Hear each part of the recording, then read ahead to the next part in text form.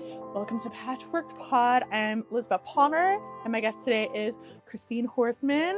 And I guess we've known each other at this point for quite a few years. Yeah, I was trying to think about that actually on the way over, but lost track a little bit. But it's been over 5. Yeah, well over 5 at this point. Yeah, and you do like a lot of, you just do so many things. But like, I remember working specifically with you on like a professional development side of things and just like learning more about myself Yeah. and how I work. And it was so insightful to be able to just go through all of that. Yeah. But I would love to get just like a 60-second commercial about Sure. who you are. Sure, absolutely. So I'm a certified professional coach, certified career coach. Most of the coaching that I do does start more professional. Sometimes it backs into more of life coaching, other bigger picture things, work-life balance. What are my bigger goals and how does work fit into that? Time management, things like that, where people might need some added support and maybe at a time of shifting in their life is usually when that happens too. I tend to work mostly with women. I do work with men, but it tends to be their wives or mothers that get them to me. And then I love to work with teenagers, helping them kind of figure these things out a little bit sooner about themselves, who they are, what are their interests, their strengths, and how do they want to leverage that for their studies and careers. And then when I'm not coaching, honestly, really the bulk of my time is spent training. I'm a corporate trainer and I focus mainly on communication, emotional intelligence, leadership. But really, I teach a lot of different courses on soft skills. So that's great because I am working with a lot of different professionals from US and Canada mainly, sometimes other countries. But that's really kind of broadened and keeps my foot in the door, if you will, as sort of what's happening in the moment in business. Yeah. So I think it makes me a better coach. And I think the fact that I'm a coach makes me a better trainer. And to your point, I'm a generalist at heart. I was a general manager, is kind of where I got my background and wore a lot of hats. And I guess I still kind of like doing that. Yeah, I know it's good to have a niche Yes. for being able to market yourself. Yes. And this is so boring. Yes. And it's just not me. And this is the battle because anybody who goes into something like coaching or honestly, anything that where you feel like you're kind of a solo operator, that pressure to have your niche and, constantly, niche down. And it can feel like a lot of pressure. It is easier to get your initial message out. And then you often see people broaden later. Yeah. It's a little harder to like build that momentum when you're in that generalist mode. But for me, what I've found that to build my business is really based on real life, in-person human connection. And when I decided to really focus more locally and do what I knew how to do, because I started in sales, I was a sales manager when I was a GM initially. That's when my business started to build. When I sort of said, forget this with social media and all that sort of, I guess, common suggestions and pressure that a lot of business builders feel right now. Yeah. You're also a published author. Yes. Thank you. That's one of my like pride and joy things. Yeah. One of the exercises I often have clients do is to make a list of their top 10 accomplishments. Just helps me get to know them and focus, some of the pieces on their resume. And interestingly enough, I'll have someone do that and I'll be like, none of this is on your resume, but people get kind of myopic when they build those resumes. But that's one of my top 10. And I did that when I turned 50. I turned 50 in the pandemic. So the trip, the party, those things weren't happening. It was fairly early on in the pandemic. And so I gave myself the gift of doing this thing with the book. And it went in a little bit different direction than originally imagined, as things have a tendency to do. But it was an interesting journey. Yeah. Yeah. How much, well, so I guess I should have asked this before we even started recording, but Are there any things that you feel like you don't want to talk about as much, or No, you feel I'm good kind about of all of it? always lived fairly open book.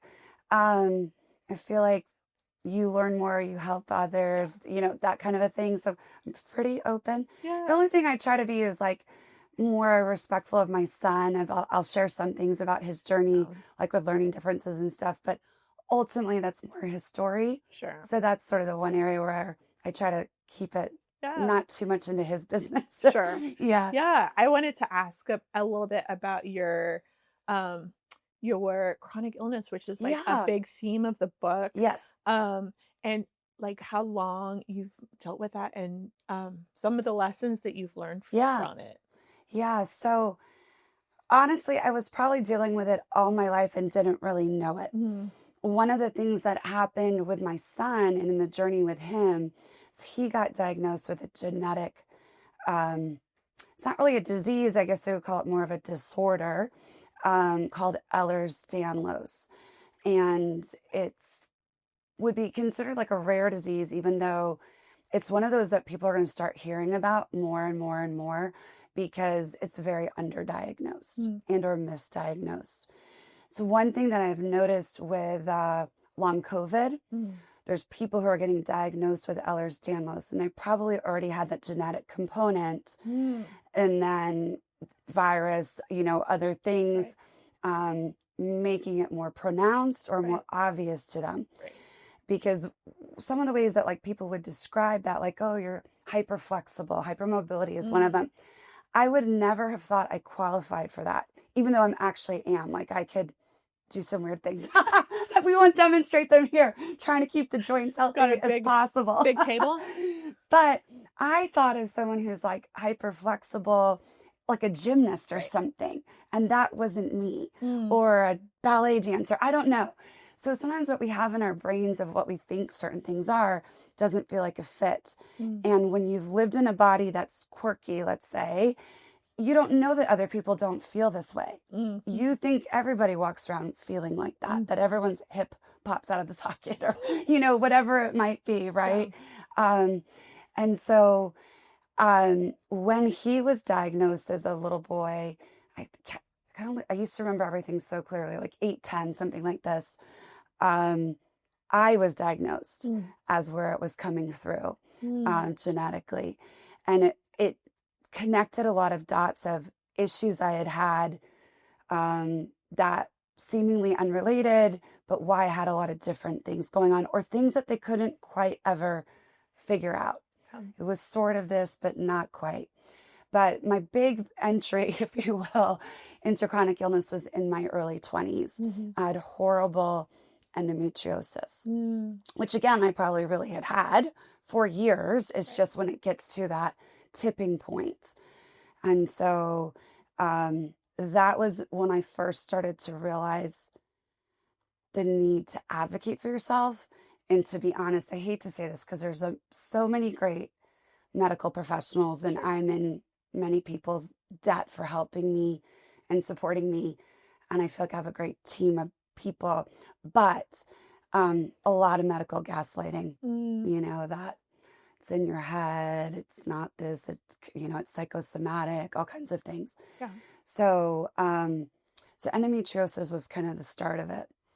And I can't remember the name of the woman, but one chronic illness author, and I had read it a long time ago, talked about fellow travelers, Mm, how there's certain conditions that are kind of fellow travelers, mhm, and autoimmune and endometriosis are one of those. mm, They don't, theoretically, they don't have the same starting point, if you will, but often people have a crossover between these conditions. mhm, So yeah, in my 30s is when it really got kind of hairy. mm, I had thyroid cancer when my son was diagnosed when he was 18 months old, and then after that, my body kind of went into a bit of a tailspin, and then I was diagnosed with rheumatoid arthritis and oh, at yeah. Sjogren's and psoriatic arthritis, and the list kind of kept building. Ah, and I mean, I've got a 3.5-year-old at this point. I cannot imagine having to deal with that and also be a present parent for It, an 18-month-old. Yeah, I still, I'll probably get teared up because it's one of those things where you feel like, oh, that's so far in the past and worked through it. But like, whenever I get asked about it, I have a very visceral reaction because it was so difficult. It was so difficult. And while I didn't think, oh, I'm going to die from this, your mortality becomes a thing that you think about. And it really is kind of, I would say, like almost, an existential crisis when like you have a reason to actually face your mortality on a different level, even though I wasn't going to likely die from it. Right. Sure. And I think being a newish mother, you think about those things again on this whole nother level where, 6 months before my body was literally feeding him, so this idea that this precious being depends on you, Yeah. So it was tough and it was exhausting. I bet. And that was the thing. It depends on the type of thyroid cancer you have. But at the time, part of the difficulty was the treatment was you go with, after surgery, I had to have radioactive iodine, which is great because it's kind of a silver bullet in most cases. It's not like a long, 6 months of chemo and then radiation kind of a thing, but it is radioactive that you swallow. Yeah. And so when you have a little one like that, I couldn't be around him for like 5 days at all. I went and stayed at my dad's house upstairs. People couldn't really be around me because you're shedding radiation. So it's a little freaky. You have to do all kinds of little protocols. And then I just couldn't really care for him. After the surgery, I had to go 2 months with no thyroid hormone. There's none because my body wasn't making it, and they don't supplement you, so that your body's basically starved for it. And then when they give you that radioactive iodine, your body, in the thyroid cancers, any cells that are left, which I did have, I had lymph nodes and some other things that were still active, absorbs it, and then it kills it. So it's a very good treatment. It was just that 2 months is basically, without thyroid hormone, you would eventually die. It's one of those master hormones. And so my body was just shutting down and shutting down. And I wrote about it a little bit in the book of just that pain of him wanting me. And it's hard for him to understand. We were lucky because we had a lot of great support.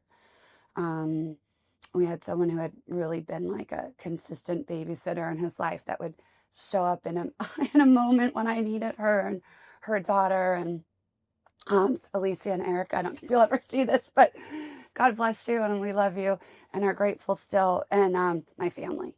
So we were lucky to have a lot of support. Yeah. Oh my gosh. Yeah. So, and that just took a long time to regain my energy. Yeah. And it's still, I know it's still something that you have, times where you just got less of it. Yes. But, yeah. I just feel like you keep coming out swinging and you're like, I appreciate that. So active in your community and you're always doing things. You're like creative and continuing to work towards your goals, even during things that I think a lot of people would feel defeated by. And I want to know, why? Yeah. What are you doing, girl? What's your secret? Well, listen, and my family in particular worries about this, like, oh, you're doing too much. And, but I am wired to people. One of the things that we did is that is sort of my jam is DISC personality assessments. And I find it a really helpful tool to help people understand themselves and others better and taps into building our emotional intelligence and communication skills. But I am wired on all relationship-based orientation as a personality style. So to be with other people feeds me. And energetically, even though I need rest, if I'm all the time by myself, that actually sort of like depletes me on a different level. Yeah. And so finding that balance has been an imperfect process. Sometimes I still don't get it right. And some of it is just that acceptance of this is outside of my control. Sometimes people from the outside looking in think, well, if you didn't just do this, then you wouldn't tip over the edge. But that's not the truth. And I know that in the core of my being, and I have a lot more grace and understanding with myself than maybe I would have years ago, where I probably beat myself up differently. But even if I did everything like hold back, conserve energy here, don't overdo there, just enough here, it's like playing this game you're never going to win when you're chronically ill. Yeah. And the weather could change, and I might be like fine, and all of a sudden my joints stiffen up. Yeah. Or I wake up tomorrow and I feel like I'm buried in cement and I can't get out of bed. And so much of it's kind of, or enough of it, let's say, of the triggers are outside of my control. And so I've kind of just stopped trying to play that game. And what I've realized is that I've also weeded some people out of my life. Some people that I thought could be compatible as I tried to work and do things weren't compatible with that. And it's part of the journey of how I became a coach and doing my own thing. And I'm insanely grateful that I have clients who, if I say, I'm so sorry, but could we reschedule? That's generally not a problem. And so I'm grateful for that. But it took me some time to build the life to where I could do it. Yeah. And then I also had to be honest about limitations. Yeah. And so we made changes. We downsized the house. We don't have stairs in the house anymore. I almost never grocery shop or vacuum, so I have made a lot of changes that wouldn't be probably obvious again from the outside looking in, to kind of get to the point where I can keep working on my goals. Yeah. And more importantly, or I guess maybe it's tied together, I feel like my authentic self. Right. And that I'm accomplishing something with this life. Yeah. You are focusing all your energy on the things that you do best. And then releasing the other things to other people. Yeah. And so, like I said, I don't always get it right.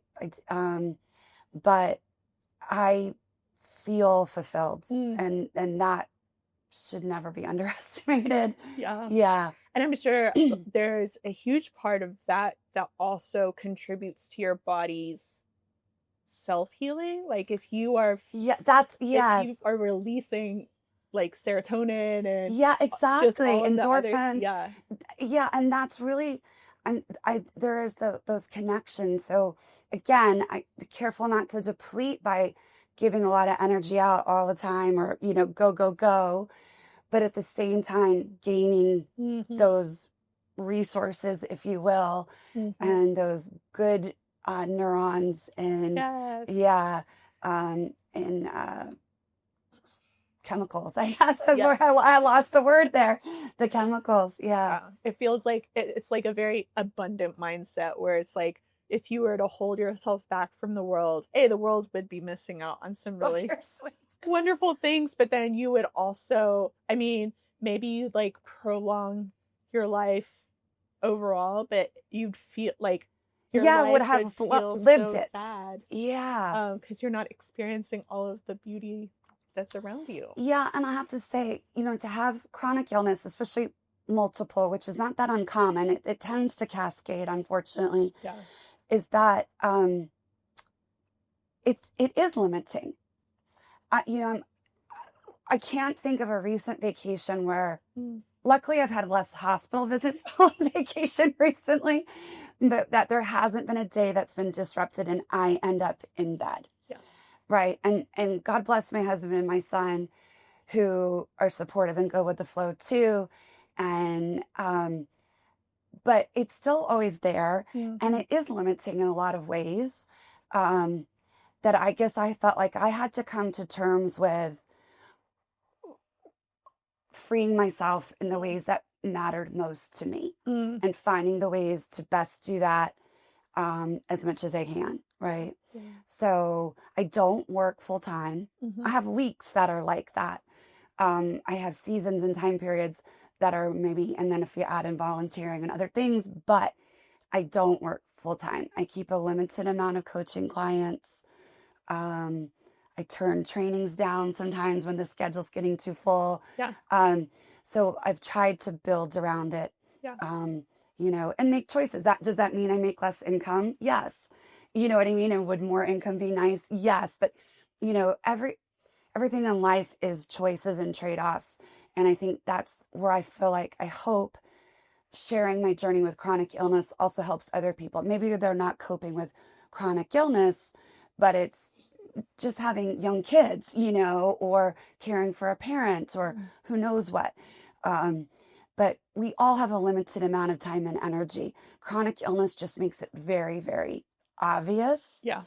And so I hoped that sharing that framing in the book and those lessons learned would help people feel a little bit more clarity and equipped with their own coping for whatever is stressing them. Yeah. Yeah. A friend of mine and I were talking the other day about certain things being magnifiers, like money is a magnifier. Like if you get more money, it shows more, like whatever you are.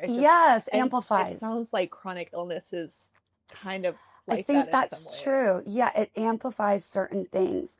And for a long time, kind of to what you were saying, it was amplifying the loss, what I had envisioned that wasn't happening. And I will be honest, for a long time, I was like, when I'm better, then these things will click back in. Yeah. When. And I finally was like, it keeps not coming in that form. And some people would think this is maybe negative. And, when you get into like mindset work and different pieces, people have their different views. But I did finally have one doctor, my rheumatologist, say, like, you're not going to go into remission. But you're doing great for all the things you've got going on. Yeah. You're doing great. And to this day, it's like, I can't believe you're doing so good still. But well, some people would have again thought that was sort of negative, like versus like, using my mind or other tools to try to heal myself into remission. It was actually very freeing because it felt grounded in more of a truth that I was actually living and experiencing and struggling with.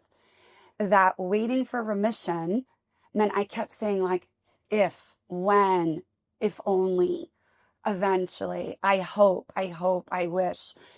And that was not helping me.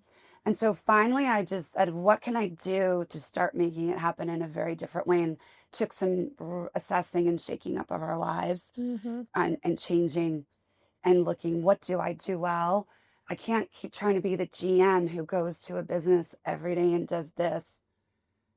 Even when I tried doing that part-time, but what are those skills that I was best at? And it was developing people, building teams, strategic thinking, but using my communication skills to make sure we're in alignment and helping people to develop and grow. And so that's when I kind of backed into coaching and went back and got some certifications and things. Do you think you would have taken this path at all? Like, do you think you'd still be in sales if you had not? I definitely wouldn't still be in sales. Okay. I had already moved out of sales and into other industries, and I had really enjoyed that. I was working in a more creative industry. It was a small manufacturing, so there's a little bit of like, not that I was doing all this physical stuff, but just this like more tangible sense to what we were doing. And I really loved that. And working for someone who was a creative was very inspiring to me on a lot of levels. There was always still a sales component to that. And my sales management training helped me be a better GM for that business. So I don't think I would have stayed in sales. I had one stint where I went to a very different kind of sales and a different kind of sales organization. And that, again, was an amplifier of clarity around you really have to know your own values and the kind of environment where you're going to thrive. And there are many sales organizations where I would not be a fit because I need relationship-based selling. I need value, really like not just value dollar based selling, but like aligned with my values of how we sell and what we sell. Yeah. So I don't think I would have ever been a sales manager per se still, never know, right? Sure. But I liked sort of having more reach with more operational responsibility, more HR and strategic planning of the big picture. Yeah.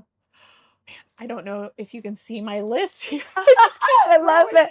I keep thinking of more things. I love it. And I feel like the longer we talk, the longer the list is going to grow. And we might never get to the end, and we'll just have to do a part 2.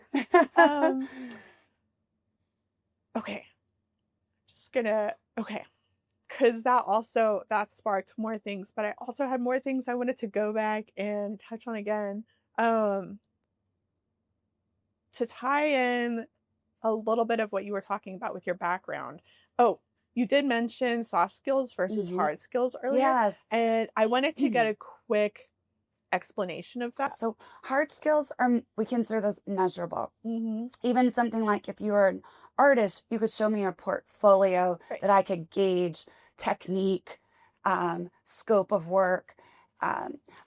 You could prove to me you're proficient in a foreign language or, a second language. You could prove to me you know accounting principles or coding. Soft skills are a little bit more intangible. We do measure them, if you will, in more descriptive ways, right? But that's why in things like an interview, they're often going to ask you what we call behavioral-based interview questions. So tell me about a time you had to deal with a difficult customer. What happened and how did you handle it, right? Because they're trying to gauge, can you handle stress? Right. Do you have the communication skills, the customer service? Can you de-escalate? And so we're looking for you to be able to describe it and set a stage that kind of shows me an explicit example that I say, oh, I can say, I strongly agree, you demonstrate you have that, or I'm not so sure. Right. And so our soft skills are things like communication skills, leadership, listening, all of those skills that have to do with how we show up and how we interact in the workplace. Time management, organizational skills, all would be considered soft skills. Adaptability, emotional intelligence, ethics, so all of those would be considered soft skills. And those are all things I would think you can get better at all of those things, but different people maybe are naturally more inclined towards some of them than others. Yeah. This is one of the greatest gifts you could give your children, is to work on your own emotional intelligence and communication skills, because kids who have seen that modeled have seen someone who can stay regulated and handle a problem.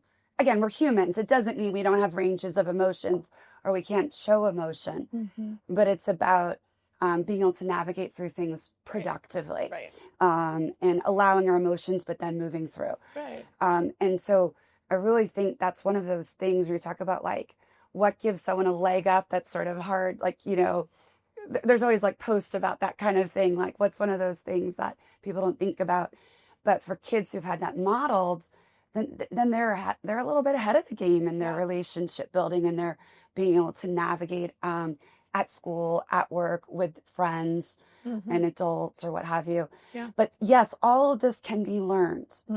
And now you have to believe people can grow and learn and change, and you have to be willing to put in the effort. Yeah. And for many of our soft skills, you're never going to be like, well, now I've taken 7 communication trainings and I'm the best communicator on the planet, and I will never be working on it. You'll always be working on communication skills and emotional intelligence in particular, because that's the basic of relationships and interaction. You're going to have times of stress.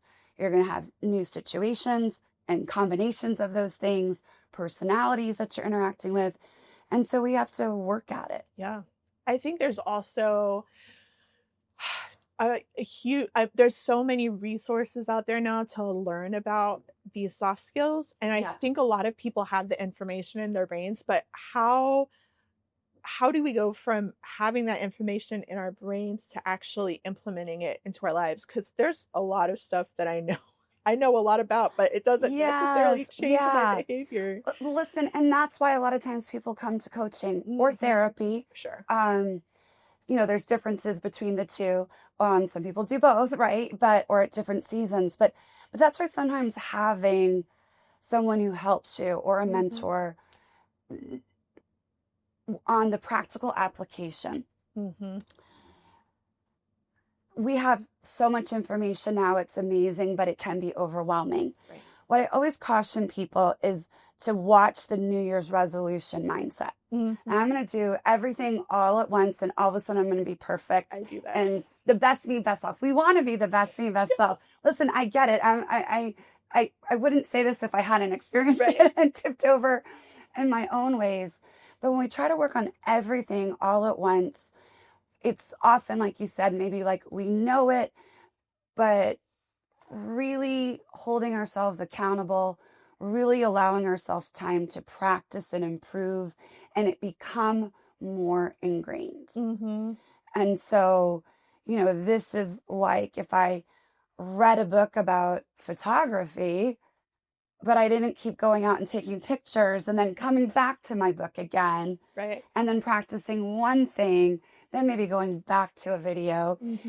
And so I think this is where doing a little bit of self-assessment, what are our goals, what are our values, what's most important, what would help the most. And so for one person, that might be starting on communication skills or managing our emotions. Someone else, it might be the time management or how to have difficult conversations now that I'm in a leadership role at work. Yeah. I generally have good communication skills, or I probably wouldn't have gotten promoted to leader. Not always, but hopefully. But now I need a different level of communication skills, or I'm doing presentations now, and that's the angle of communication skills that I want to work on. So I think it's really allowing yourself some time to practice. And so that's one of the things, when I designed my book, I tried to make it practical, that you could read the whole book, start to end. And I hope people did and will, and it makes sense, but that you could also just read one chapter. Yeah. And that be a tool in and of itself, and somewhat standalone. Because we do need to sometimes go deeper, and sometimes we need to slot into one thing, or revisit and freshen up, and then try to apply again. Yeah. And so that's one of the, I think, pitfalls sometimes when people read a self-help book. If you read it and it's fabulous, but like you read it, then you put it on the shelf and you read the next one, you some of it's probably buzzing around in there. Yeah. But have you really tried to do it? Yeah. Have you really tried to put it into play? Yeah. I think one of the things that I heard recently that I appreciated so much, it was a podcast about emotional intelligence on the 10% Happier podcast. Oh. And the conversation was really interesting, but the way she described emotional intelligence was as a spectrum, and on one side you have a 3-year-old, and then on the other side you have a fully emotionally mature person. And I appreciated it because I think it's so easy for us with all of these things to get a diagnosis or even self-diagnose and say, well, this is who I am, so this is just how I'm going to live my life now. Yes. But having it be a spectrum with like some measurable things in there, like a 3-year-old is going to see the world around them and say, or like if they have a parent who's stressed out, they're going to say, oh, this is because of me that they're stressed out, because they're so egocentric. Whereas an emotionally mature person says, that person's stressed out, but it's not because of me. And I feel like with all of these, there is that kind of flexibility to be able to say, oh, I'm pretty time blind. Yeah. But there are things that I can do to work towards getting better that if it's my priority to get better at that. Yes. And so, like chronic illness, things that are maybe a neurological difference, ADHD, dyslexia, things of that nature, it might make certain things more challenging. You might need some more tools and resources. Doesn't mean you can't also read a book or get better at time management or those kinds of pieces. So that's where the self-awareness comes in. And that's really like the first component of emotional intelligence and self-awareness. On the managing our emotions, that spectrum idea is really important because we're going to see that framing in different places. And we sometimes see this with parents who are maybe expecting too much or something that isn't developmentally appropriate for their children, including teenagers and even young adults, like early 20s, things of that nature, where it's hard to remember what it really felt like, what our perspective, lack of experience, and that within that, they might be showing up with good emotional intelligence and fairly well regulated for a 15-year-old or a 5-year-old. Yeah. And one of the things that happens to us as adults is even sometimes when we've done a lot of work, we can be triggered. I mean, this is sort of like the holidays, right? Kind of the classic scenario of the holidays. And all of a sudden you're with your siblings and your aunt and your cousins and your grandma and your mom. And someone says something and it puts you back into an emotional space, or you feel labeled by an old version of yourself, and we can become triggered, right? And so we have to be careful when all of a sudden the developmental 15-year-old in ourselves shows back up. And again, that's that self-awareness and then navigating through better tools to stay regulated, which is really the second component, the self-regulation. But I will just say, because sometimes we take for granted that everyone knows what we all mean when we say emotional intelligence. There are 5 components: self-awareness, self-regulation, and motivation. And that is, we consider that to be, sorry, it's spring in Texas. And no, I get it. This is one of the other things where it's like, because I have Sjogren's, my throat gets kind of wonky for dryness. So again, my choices in the body sometimes don't always align, but we muddle through. So you can get honey if you need. Oh, thank you. That's why the tea has been perfect. I appreciate it. So when we talk about motivation on the self side, and it's really innate motivation, motivation for motivation's sake. That's cool. They ran a marathon. I'd kind of like to do that. I wonder if I could. So there's some curiosity, some adaptability, and you have to tap back into self-awareness and regulation of, where are my skills? Delay instant gratification, get over frustration, right? When we set goals. So those 3 components, self-awareness, self-regulation, and motivation, are on the self. And the other 2 components are empathy, which is a massively big important one, and then social skills. And so empathy is the awareness of others. And it starts with understanding it's not the same as us.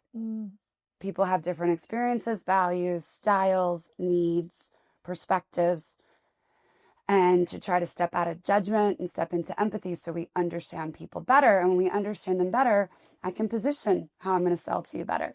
I can discuss my feelings with you differently. And so we have greater influence, we have greater power and control, and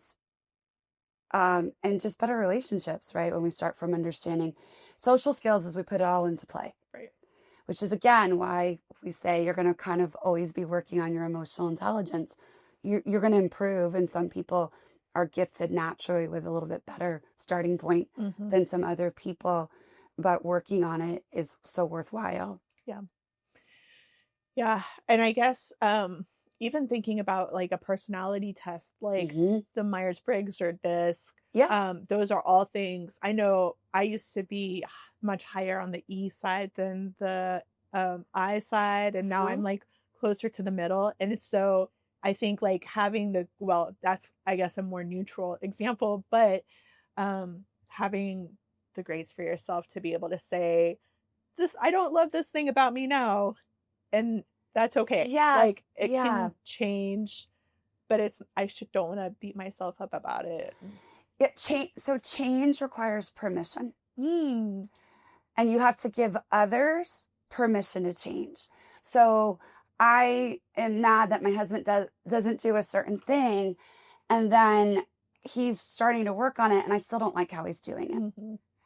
Well, I need to give him the space and the time and the permission to go through it in his own way. Again, that's empathy.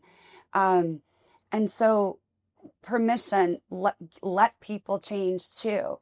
Allow for change and growth. Mm-hmm. Maybe that's letting go of someone because of that change, Mm-hmm. or maybe that's forgiveness, or just waiting and watching and see how that blooms and blossoms and being a champion with them. But change requires permission, and for ourselves too. Mm-hmm. It's okay. I can get better. It's okay. I can still make some mistakes while I'm getting better. Mm. I didn't handle that conversation well again, but I can go back and say, I'm sorry, I am trying to be a better listener, mm-hmm. but I don't think I listened well yesterday. Mm-hmm. I was caught up in how I was feeling. Yeah. And try to repair, which is that, takes some vulnerability. Yeah. And a lot of courage. Yeah, it takes a lot of courage. And again, this is where you have to have kind of I'd say like a radical level of honesty with yourself to really do these things and do them better. Yeah. And so it's not always easy. Take some energy, take some intentionality. Yeah, but it's so worth it. It's very worth it. It's worth it. And a grace for yourself. Mm-hmm. So just like we talk about empathy with others, you have to have some self-compassion too. Yeah. Even thinking earlier what you were talking about with, children learn these skills from watching their parents. Mm-hmm. And even if a parent doesn't handle something skillfully, I'm imagining the impact of being able to go back to your child later and say, wow, I was really upset. Yeah. And I did not handle that in the right way. I'm sorry. Yeah. Like, how big would that be for a kid? And then they can learn that honesty for themselves, and they can learn that courage from themselves, because they can say, oh, if mom can do it, then I can do it. Yeah. Imagine the power of saying, mommy needs a timeout. Mommy needs to go sit for a minute and have a timeout. Yeah. I'm getting too worked up. Yeah. Versus always, you need a timeout. Right. You're going in timeout. Right? Yeah. That's a different lesson. Mm-hmm. And then sort of they understand better, what am I trying to do in a timeout as a little kiddo? What's the point of putting a child in a timeout? Yeah. Right? I need to put myself in more timeouts. Listen, my son's 21 and I probably still need a few timeouts from time to time. Yeah. Oh my gosh. Okay.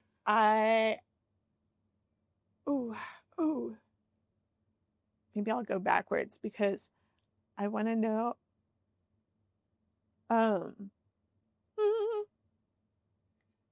Is there like a resource that you found that is really helpful as a starting point for doing some of this self-evaluation besides your book?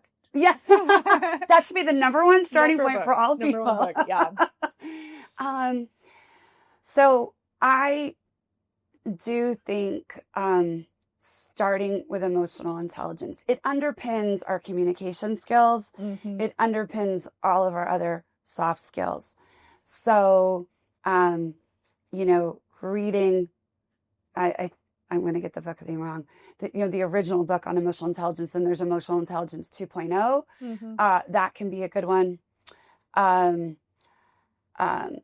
book Growth Mindset is a great one, particularly for parents, the way that book was, this research that it came out of. And I can make a little list and we can share them when you share the episode. I like DISC, anything that's a personality assessment, like say Myers-Briggs. Strength Finders isn't a personality assessment per se, but it gives you a lot of insight into yourself. So it's a great place to start on self-awareness and self-growth. Listen, I even like Enneagram. Mm-hmm. I'm into tarot and horoscope. People use some of those tools as starting points. But what I like about a proper assessment, something like DISC, Strength Finders, or Myers-Briggs, and doing it with an actual practitioner than just an online version is that it's been tested, vetted, and figured out. Right. And we try to say assessment versus test because there's no right answer or wrong answer, if you will, right? And there's no one personality style that's better than another. There are strengths, potential pitfalls, tendencies, and sometimes whether those are positive tendencies or negative depends on perspective and appropriateness to the situation. So DISC is my go-to because it's the simplest model. It's easier to get your head around. People have a hard time to remember their own Myers-Briggs code, let alone really remember somebody else's. DISC is 4 highest traits. You usually have, a highest and a secondary, maybe a third secondary that kind of comes up. Third secondary sounds weird, but the way it sort of is written. And so it's easier to remember 4 highest traits and use that once you start to understand the model to use it in the tool. Yeah. So I can sit down with somebody first time I meet them at a cocktail party even, or a meeting at work or at the school, and start to kind of gauge, oh, they're talking quickly. They're the first to say hi. I'm dealing with someone who's probably more extroverted. So far, at least seems somewhat people-oriented. People versus task orientation can take a little bit more time to figure out, versus someone who might be going at a more slower or more moderate pace. And maybe I need to calm it down and slow it down if I'm a very kind of fast-talking, extroverted person. We want to try to adapt and adjust to the other person because we can only control ourselves. Right. So I find DISC is easier for people to remember and get their head around the model.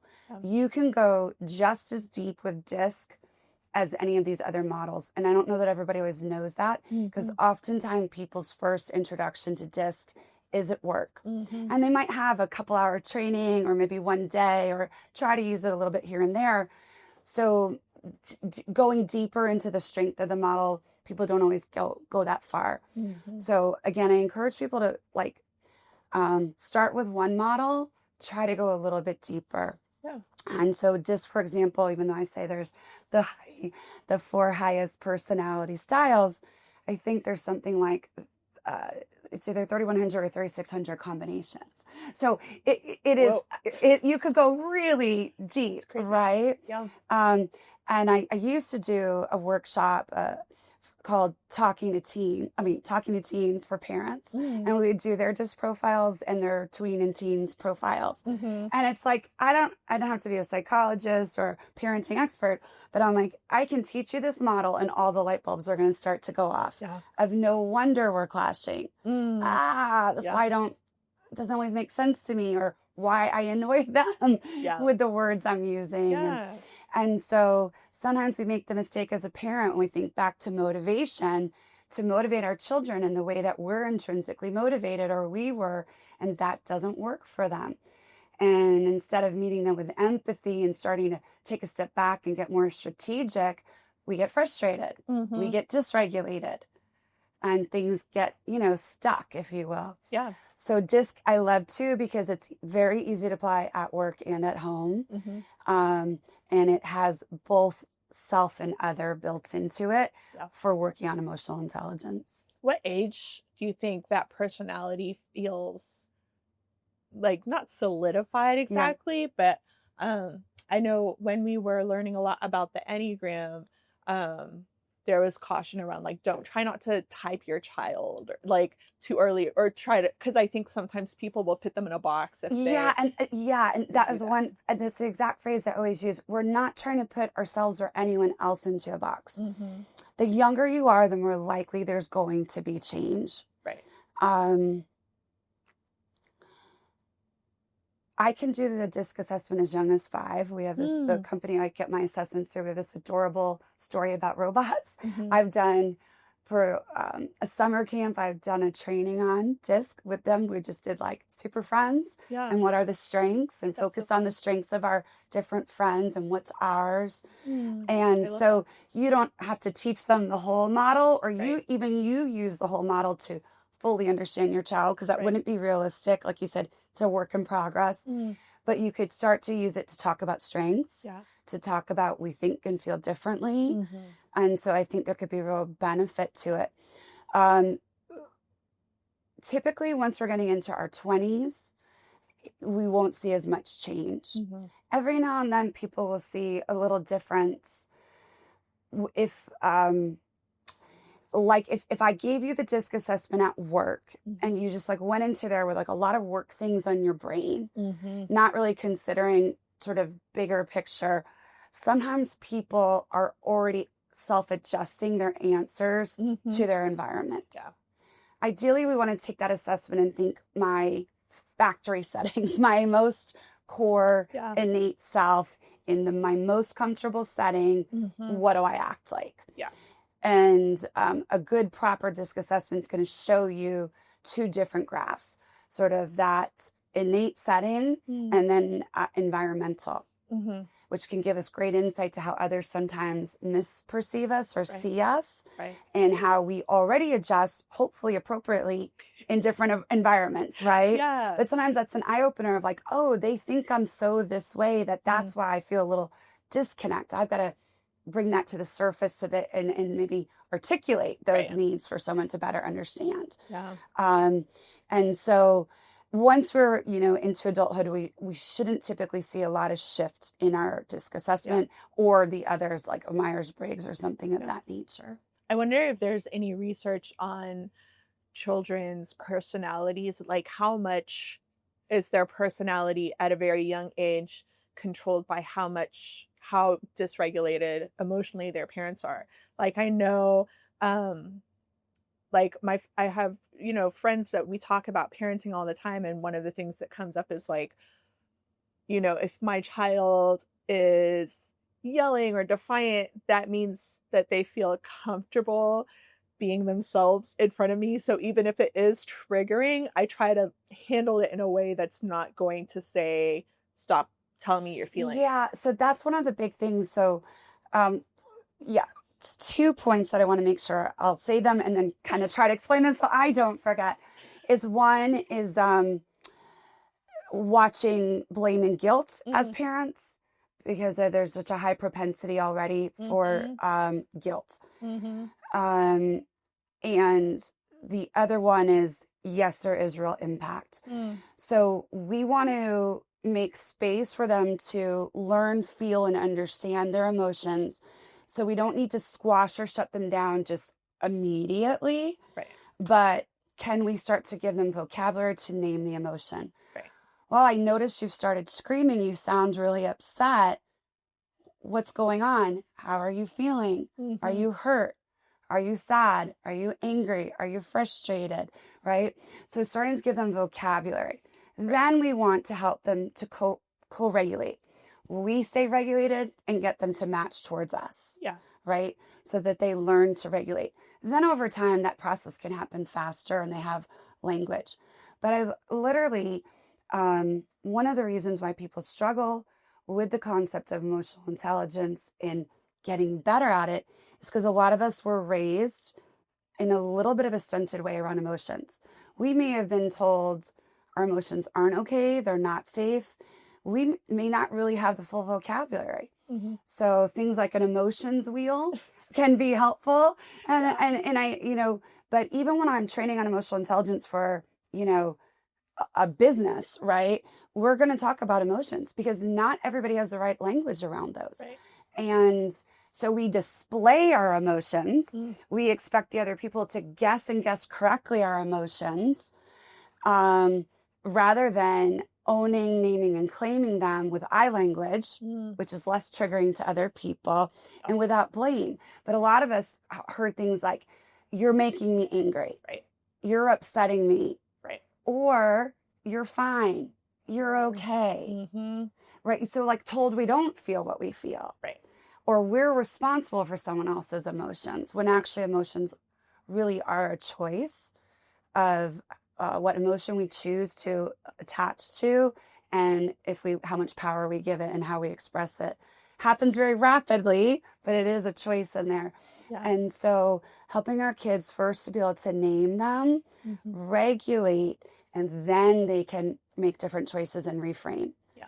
And again, our expectation for a 3-year-old versus a 13-year-old should be different, right? Yeah. But so we do want to try to, as humanly possible, we are humans, stay regulated, demonstrate it, or again, say, I got really angry. That may have been scary when mommy yelled. How are you feeling? Yeah. I felt like this. Next time I might put myself in a timeout, right? Have a little conversation, right? Right. But it's also just like, again, we're not going to not have negative emotions or big emotions, but how long they last, how much the repercussions, how much we rehash them, things like that we can get better at too. But I just literally 2 days ago saw a really fascinating study, and it was on this point. They had a little boy sitting on an adult lap. Everyone's calm and happy in the room. They're doing what would be considered a newish developmental skill, just kind of motor skill of putting little things in a box, hearing some instructions, a little bit of counting, putting things in a little box. And then another adult, not even a parent, but a different adult, comes into the room and starts using a very angry, loud, aggressive voice, giving other instructions to other people in the room, and the child can't think anymore. So we see where the energy around that child not just made them dysregulated, so to speak. They weren't having like a big reaction, but you can even see in their eyes a little bit of fear and shutdown and confusion, uncertainty. So we would say tipping into dysregulation, even if behavior, big, there wasn't super obvious behavioral change. Yeah. But what was very obvious was their an ability to follow directions and learn and execute. And so that could have big repercussions on a child. Yeah. They're so, I think people don't realize how sensitive children are to our emotions. And I remember a friend telling me one time that nonverbal language is the first language that a child learns. Yeah. And that hit me so hard. And I was thinking, like, how often do I like walk around the house just like mad about something instead of talking about it or that's processing it, and you're it. carrying a certain energy. Yeah. And so and this is the part for people who are working or even you may not be working in a say potentially professional capacity at the moment, but maybe your volunteer work or things like that. What we practice in one environment carries over to the other. So if at home that's how we deal with our emotions, you're probably showing up to a meeting with a coworker who annoys you with a little bit of the same energy. You might be masking it a little better because you're a little bit more aware of like how you're showing up, but not as well as you think probably. And so that energy is powerful. And like you said, they're picking up. I mean, this is why play is so important for kids. Right. Because that's, like you said, how they're learning. They're mimicking, they're playing and moving their bodies and learning through nonverbal communication initially. They're absorbing a lot of verbal communication too. It just comes out secondary. Yeah. Thinking about how people kind of change their personalities to adapt to different situations. I'm curious how you see like a core personality versus the different aspects that we show other people. Because I think, so growing up, I grew up kind of moving back and forth between a couple of different cultures. So I learned to adapt myself. But then as I got to college, I was like, who am I? Yeah.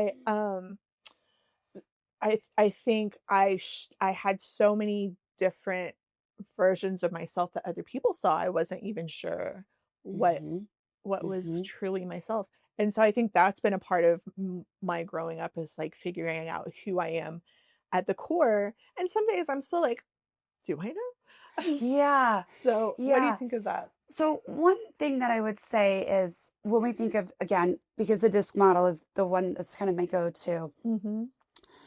Some people's personalities, we call them sort of off the charts or midline or flat. And not to say flats, but like flat at the bottom of the graph, if you will. Or if you think of it like a wheel in the very center. So, and we'd have, sort of think of a T in the middle of a wagon wheel, right? And so we'd have each of the 4 styles. So someone's in the center, they're not as pronounced of any one of those styles. And that can actually be someone's personality style. That makes it a little bit harder, and to like, sometimes like we're a lot of things, and that feels a little maybe harder to navigate and express, harder for people to determine who we are and peg us. So it can sometimes be a little confusing for other people. Yeah. Other people are kind of off the charts, and it's so obvious. They're like at the very edge of the wheel. And so it's real obvious what their style is because it's so pronounced. Yeah. And it is what it is. Those are kind of those things where, again, it's a spectrum. I mean, to me, almost everything in life is a spectrum. We can have experiences like you're saying where you had to navigate a lot of change, differing cultures. You may have been adapting in ways that weren't always maybe fully articulated, right? And then after you change one time, then you're processing how it shifted and what's different. So culture, trauma, sometimes these other issues that we might have, like someone who's neurodivergent in whatever capacity that looks like, or other kinds of, either visible or invisible disability, like chronic illness or other kinds of conditions. So those other things can overlay that experience as well. And so that, I think, can impact the way that personality style is expressed. I think one of those things that can help us add to those kinds of contexts is determining our core values. And a lot of people have done those exercises. Again, I don't think most people's sort of like deepest values are going to radically change, but how those values are expressed, which one really ranks the highest in certain seasons of our life, or what that looks like. So to be involved in community, you mentioned that like about me, and that's something that matters to me. What that looked like when my son was little versus what it looks like as an empty nester, that might look slightly different. I might have more time and space for some of those components, even though it attaches to other parts of my values. So I think coming back to center of our core values can help us in those moments of feeling like, who am I? How am I showing up? How do I want to show up? What's important? Do I feel safe and comfortable to express who I think I most am? Or am I masking? Some people have learned to mask because of some of these other things that we've talked about. Yeah. Sometimes people have learned to mask from other kinds of trauma, like racism or sexism that they've experienced in the workplace or things like that. Yeah. So there can be these other important things that definitely shape it. I feel like it's a very fine line between masking and like adapting yourself to talk to different types of people. And one of them feels more, I guess, truthful to myself versus the other. But I guess that's also just an experience thing of figuring out. Yeah, and there will be some shifting up, again, to different settings, different groups of people. I liken it to, like, if I were going to be a podcast guest to someone I didn't know well, I probably would have dressed up a little more today. But I know you well. So I'm like, we're going to be relaxed and casual. I know the vibe for your podcast because I'm familiar with it, right? But that's sort of how can I best show up? And the way I dress for going to a place of worship versus a sporting event or a gala at night, versus cocktails with my girlfriends, that all looks a little different, but I'm still me. That's such a good So that's how I like to think about it. The other thing that I always try to tell people, because I get this question a lot in trainings of trying to understand this, like, influence and adaptability, it's not manipulation. Yeah. Manipulation, we've tipped over into something else.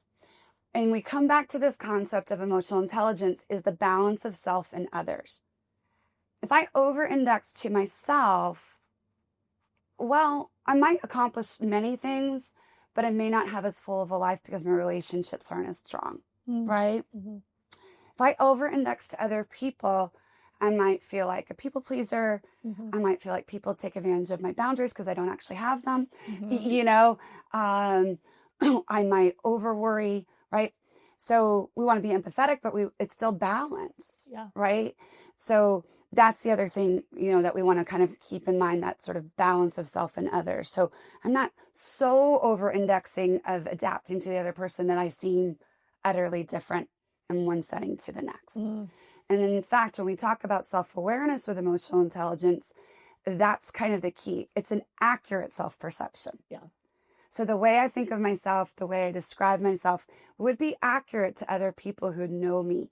Now, again, my family and closest friends know me differently. Sure. Even a casual acquaintance that you've known for a long time knows you different than a new acquaintance that might, but someone who also works with me on the school board is a client.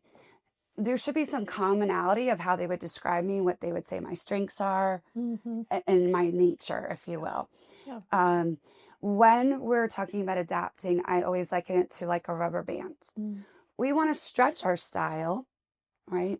So maybe you're like me and you have a very people, relationship, emotions, feelings-based personality style, but you're leading a team and you have projects that need to be accomplished and you have to lean into your task orientation or bring it up, right? Right.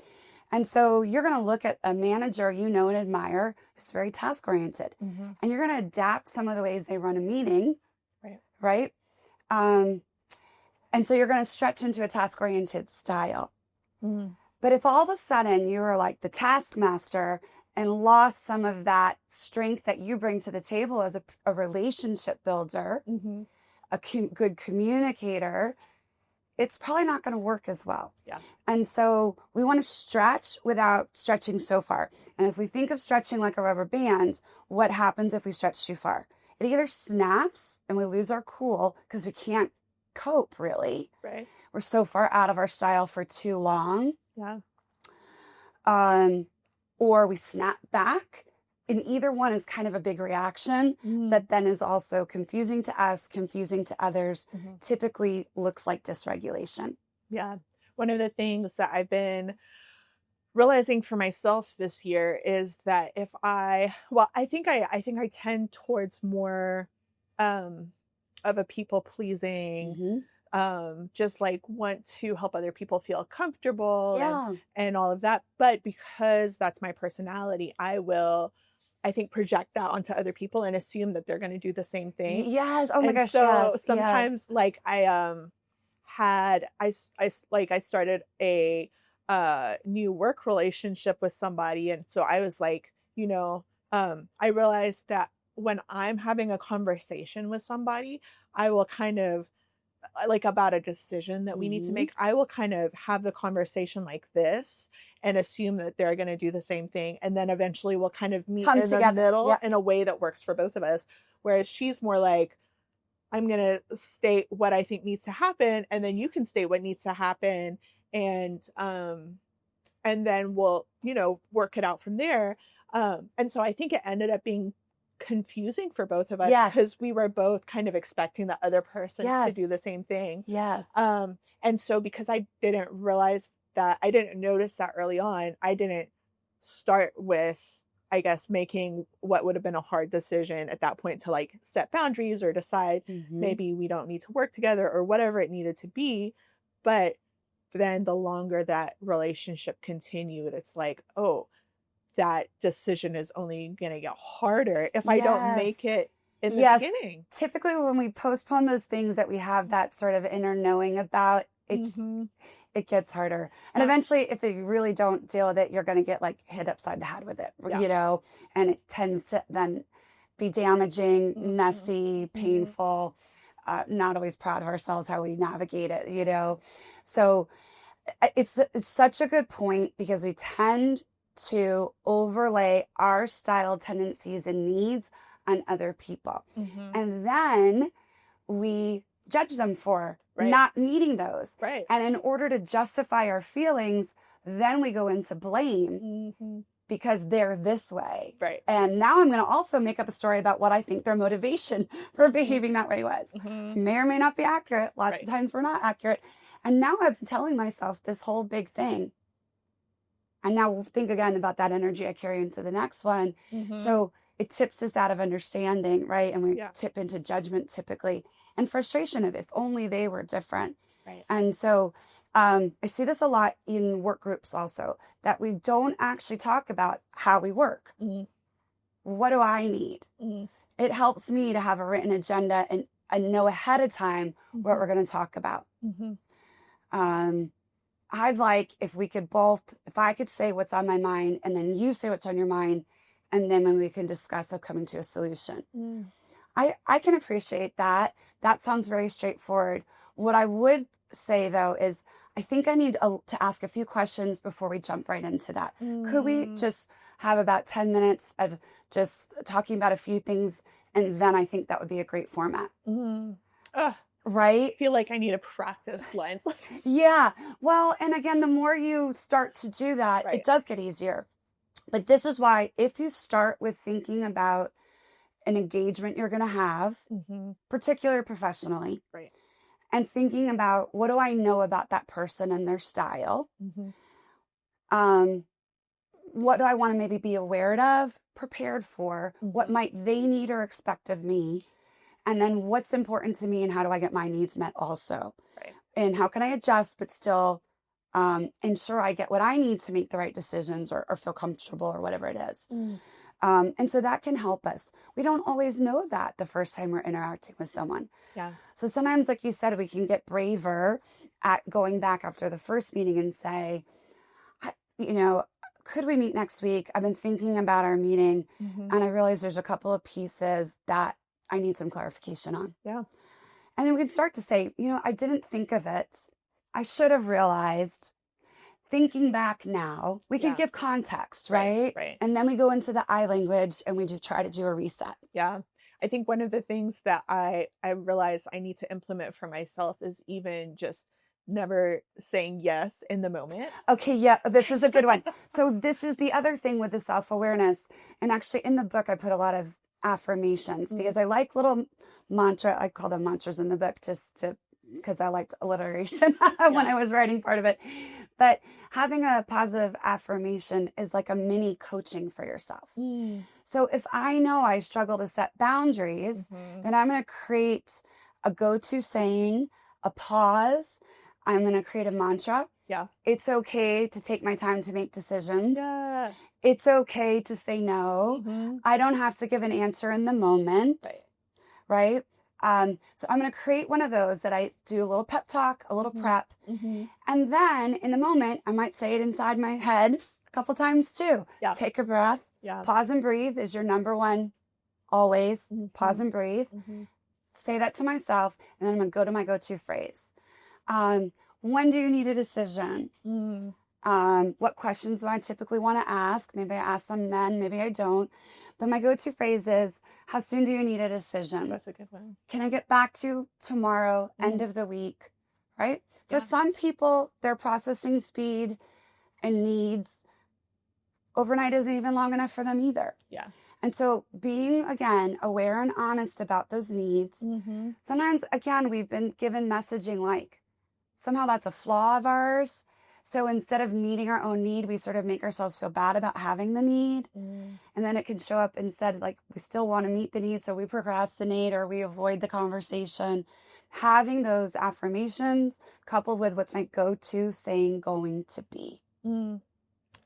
I think I heard somebody else say before, oh, this sounds really exciting. I'd like to take a couple of days to consider it. And I was just like, oh, that is so simple, and also like not, it doesn't feel negative at all. But I love because I'm a people pleaser, I love to give that quick yes and see the delight on their face, like, we're gonna make this happen. It to them. And then later I look back and I'm like, oh no. Right. Yeah. So it's a hard habit to break out of, but It it's is really hard. important. It is hard. And then we also want to, again, remember the positives that come from that. That makes us more compassionate, or those kinds of things. Yeah. Yeah. Are there any things that you would recommend if somebody is looking for a situation, like a work situation, things that you recommend they look out for as they're trying to find a space that is going to work for them? Yeah. So, one thing I would say, if you feel like you're kind of struggling in your where you are now in terms of like navigating hard conversations, a frustration with coworkers, things like that, I always say track your triggers. Just start tracking those triggers. What happened? How did you feel? Yeah. What sensations were in your body? Some of us can name our emotions and don't realize the physicals. Like some people feel it and then they can name it. It happens differently but I would work on naming and noting the physical manifestation. What were a little bit of the circumstances? Sometimes for some people it's like times of day because they're not well regulated physically because they're tired or hungry or haven't had coffee, or you know what I mean. But track your triggers and start to see what that tells you. Again, you're not trying to judge yourself. You're not trying to solve it all at once. Just start by tracking, getting more knowledge and data and self-awareness. If you're trying to assess my next move, what's right for me, knowing your strengths, knowing your communication style and tendency, knowing your values. Ideally, you're going to find an organization where their core values are expressed. And when you interview, you should ask some questions about those core values, especially the ones that are a match to yours. Some organizations might list like 7 core values but like the ones that really matter, the ones that like you find meaning and attachment, that give you purpose, motivation, ask some questions about those. You're always going to be asked, do you have any questions in an interview? Right. And it's great to have some meaningful questions, because I always liken it, it's like dating. And what you don't want the mistake to happen is it's like the first date and everyone's masking and on their best behavior, saying what they think the other person wants to hear. So, ooh, you like me. Like, we want to put our best foot forward, but like, we want to know if we're a real true match here. Right. You don't want to end up with like a quickie divorce at work, right? Where you get there and you're like, this is not a fit. So having values, strengths, communication style, what managers have you enjoyed working with? What have you liked and respect? Who did you find it difficult? What does that tell you about their style? And so asking some questions about the broader leadership style, because that's going to set a tone for everybody else, if it's a large organization in particular. And then the direct report manager, or you're like second up as you roll up into an organization, what's their management style like? So that you can have a little bit better feeling of, will I thrive here? Because, maybe, hopefully we have options. Sometimes we don't always have as many options as we'd like in a given moment, but that you can choose a similar work in different organizations, but what would make them the right fit? I feel like even asking like those, like the direct report or people like that, like which of these company core values are your favorites? And, right.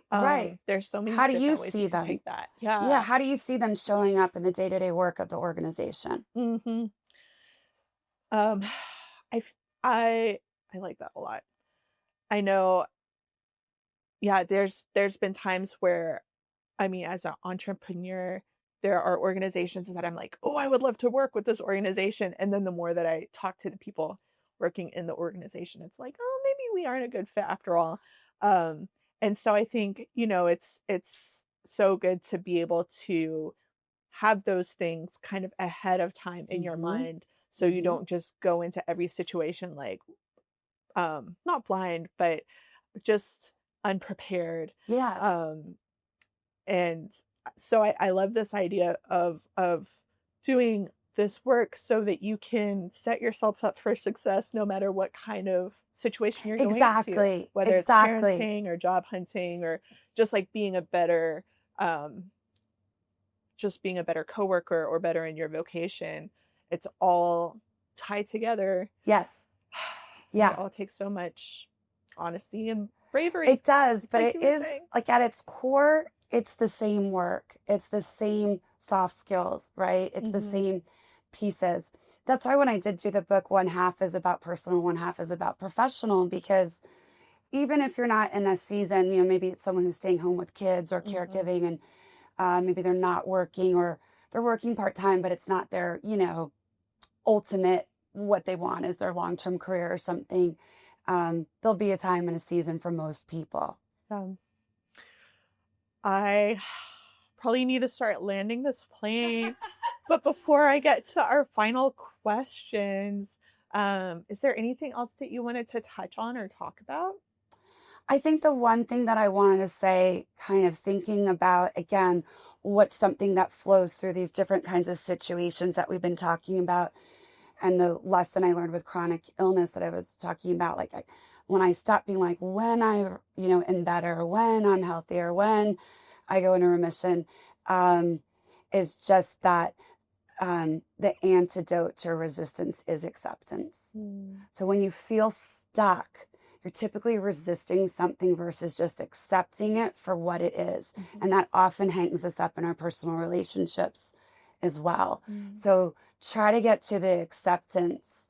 Then all of a sudden, new ways forward are going to start to come to mind, and you can think more clearly, more in balance of self and others, more strategically. I love that. I think we managed to, even if we didn't go in depth on all of these things, I do think we touched on most of it. Oh, I did want to ask, just from your experience, if somebody is going through like chronic illness, if they're dealing with something like that, what are the ways that your community supported you that felt really helpful? Yeah. So I'll say there's a fine line with checking on someone and asking them how they feel all the time. Yeah. Constantly asking someone like, are you better? Yeah. How do you feel? Do you feel better? It puts a very strange pressure. And so for some people it's like shades of gray. Yeah. So I think just I'm thinking about you, checking on you, wanted to say hi. Yeah. Is a little easier than how are you feeling? Are you feeling better? Yeah. How are you doing? Because it's like you almost feel like a little bit of a failure sometimes. And again, if you're a people pleaser, like I also have grown and worked on that, but you feel like you're letting people down somehow. Yeah. And it kind of keeps reinforcing some of the struggle or masking. So I'd say that's one thing of just language is so powerful. And, you know, listen, it's better to still check on someone you love and try, you know, and do it imperfectly than not. And because you're so afraid you'll say the wrong thing. Right. But meals are always really helpful. What I would say is, when people are going through chronic illness or, you know, a surgery or other kinds of treatments, you know, sometimes there are things that aren't good for them or not good for their family. So if you want to bring a meal, just like kind of make sure you're like open to what would be a good meal for them. Right. Because again, sometimes it's great intentions, but and not as helpful in the end. Yeah. Find out, like, it's often easier to just drop a meal than come in and visit. And again, that's where it can kind of be a little taxing for people sometimes. Yeah. And so, you know, ask questions. Do you want me to drop it? What would be most helpful? If I drop it, if I came in and heated it up for you? Would you like me to stay and visit for a few minutes or get out of your hair? And so I think tangible offers are really helpful. Yeah. Understanding that it kind of can change from day to day for a lot of people too. But for me, one of the biggest things has been like helping my child or my dog, my other child, my fur child. Somebody who's like, I was in the hospital in December, unexpected emergency situation. And my friend was like, what about the dog? Can we come get the dog? And we're like, oh, no, don't worry. Doug's going to go back over. And then she's like, I'm coming to get the dog. And it really was sort of freeing, you know, Yeah. Please let us come get the dog. Yeah. And they took the dog for like, I think 3 nights. Yeah. Oh. And once that we didn't have to deal with the dog, yes, we could have, but what a gift it was to not have to. Right. And so those concrete things for someone who is caretaking either a pet, who are often a really important support system for the person who's ill or going through a difficult time, and are a family member typically, or for a child. So the friends that I could call last minute and say, hey, could you take Patrick home from school and keep him for a little while? Yeah.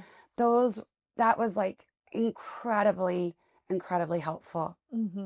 Driving people sometimes to appointments, depending on their scenarios, can be really helpful. Yeah. Thank you. Yeah, absolutely. Yeah. I get the sense as well. I remember like for the first few weeks postpartum, my standard was kind of like, if you want to bring a meal, you can drop it off, and then I'll let you know if we want to say hi. But also like when people didn't ask me to make decisions. Yes, and that's exactly like when my friends sort of made the dog decision for us. That can be really helpful. Yeah. Like asking questions about things that are like a yes or no answer. Like, can you eat fish right now? Or yes, that kind of thing is fine. But like, please don't ask me to decide everything that you're. Yeah, you don't always have the bandwidth. That's right. Yeah. Now, not everybody would be comfortable doing someone else's laundry, or not everybody would want them doing stuff like that. But laundry was one that was really helpful to me when I was younger, when I was sick, because the physical energy and having a little kid where there's just more laundry and stuff like that, that can be a tangible one. Not everyone might be a fit for, but could be a concrete ask. Yeah. I'd love to come over and do laundry for you this week. Would there be one day that would work for you? That's wonderful. You know, that could be one to think about too. Yeah. Thank you. Yeah. I've got 3 rapid fire questions. Oh boy. What is something that you recently unlearned? Unlearned. Whew. I feel terrible to be like a trainer and a coach and can't think of one off the bat.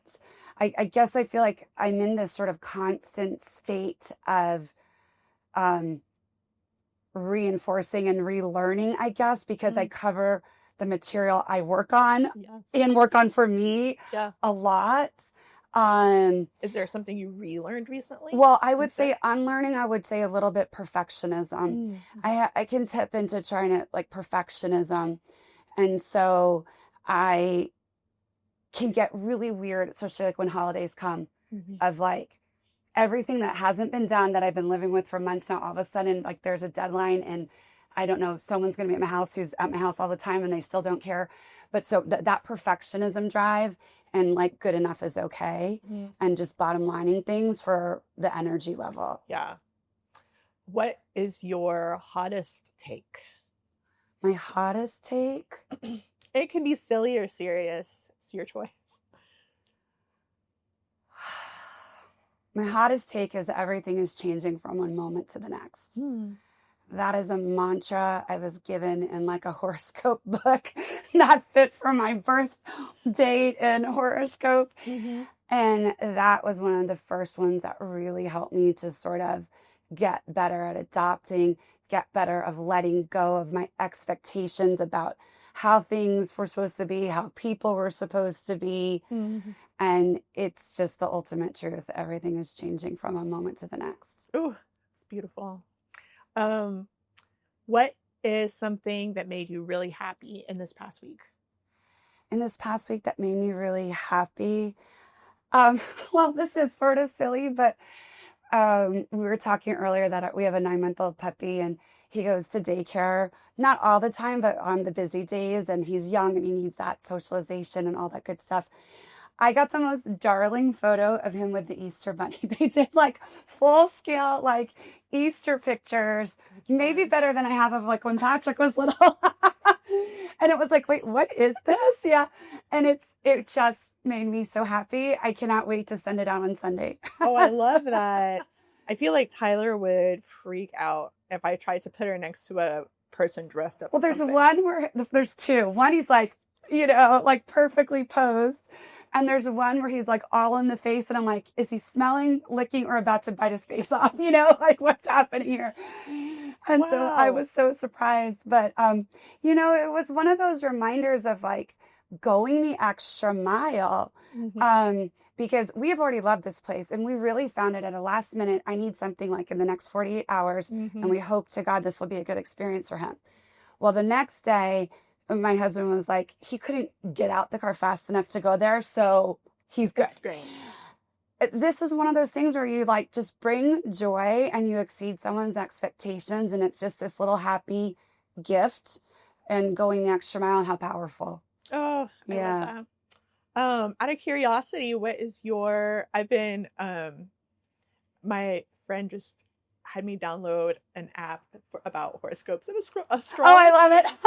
So I've been doing, I wouldn't say a deep dive, but I've been learning more about like, oh, what's my moon? And ascendant. Yeah. I'm curious about your astrology. What's your my sign? Your What's sign? my sign? Do you come here often?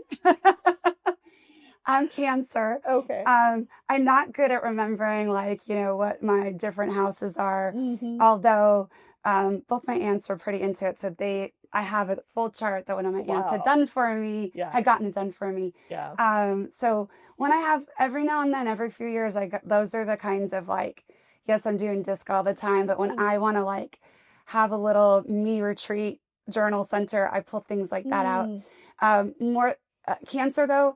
My Cancer profile is honestly so similar to my personality profile.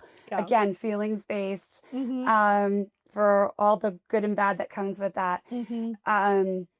But one of the things that I actually do love to use on a more regular basis than my horoscope. I used to be obsessed with like reading my horoscope every day. And then one of my girlfriends, we'd always like call each other or whatever. But I love Biddy Tarot. I love her site. And I love to do tarot cards. You see what I have over here is like stacks because we had it pulled out on the table the other day. Oh, I love it. I love it. So I have a lot of books too. And then for online resource, I love Biddy Tarot. I love Biddy Tarot. Yeah. There's a couple other, the Light Seer Tarot is also really actually like beautiful. But also some really, I've found really helpful pieces there. Yeah, that's for me has been like my, I guess like a renewed spiritual practice is just reading tarot. So and so tarot for me is like, again, I use it as like a combination journaling exercise. Yeah. And so it's, one of those kind of like sit down, where do your thoughts take you? What's your inner knowing? What's your subconscious telling you? What resonates, right? And what might be some food for thought, another perspective to consider. Yeah, it's such a good way to help your jog your subconscious and just be like, what am I thinking about this? Because as a more external processor, I sometimes have trouble just like digging my teeth into what's happening mentally and emotionally. Yes. And so sometimes when I like pull cards and then I'm just like reading about them, I'm like, oh yeah, oh that fits. Yeah, exactly. And I find it's like a structured way of doing journaling that for whatever reason seems to work better for me these days. Yeah, I'll show you I have a shadow work tarot book that I got recently. Oh, that you awesome. might enjoy. But anyway, thank you. Thanix was so being fun. On my podcast. I enjoyed it. Yeah. Bye everybody. Goodbye. This is where I Thank you.